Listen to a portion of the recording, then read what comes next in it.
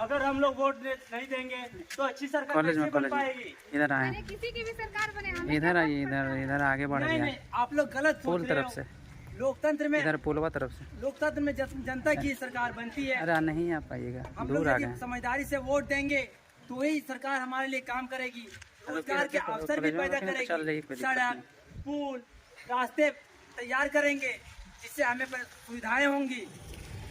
अगर अच्छी सरकार नहीं बनी तो हम तो उसी को वोट देंगे जो हमें मांस मछली खिलाएगा और पैसा भी देगा। नहीं नहीं भाई, ऐसा कभी मत करना। अगर हम लालच में आकर किसी गलत व्यक्ति को वोट देते हैं, वो व्यक्ति आगे जब सरकार बनाएगी तो हमारे फायदे के लिए कोई काम नहीं करेगी। वो अपने स्वार्थ के लिए गलत फैसले लेगी, जिससे जनता को काफी कष्ट उठाना पड़ेगा और राष्ट्र का कभी विकास नहीं होगा। सोच समझ कर नहीं, लालच में आकर नहीं, सोच समझ कर वोट दें।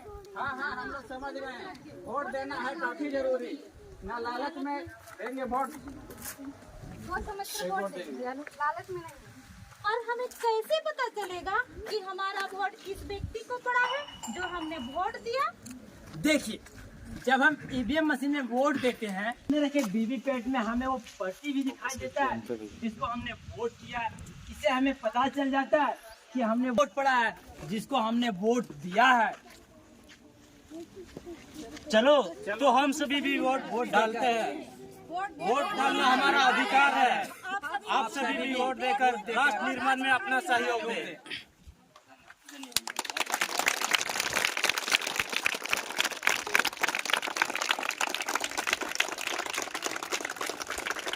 तो आप सबने देखा कि वोट देना हमारे लिए कितना जरूरी है।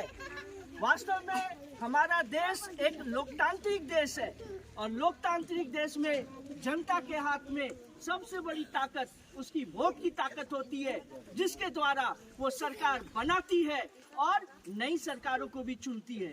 परंतु अगर एक लोकतंत्र में नागरिक ही जागरूक न हो, अपने वोट को ही सही समय पर देने न जाए, तो में जो हमारे हितों को ध्यान में नहीं रखेंगी, ऐसे में हमारा सबसे बड़ा अधिकार वोट का अधिकार है।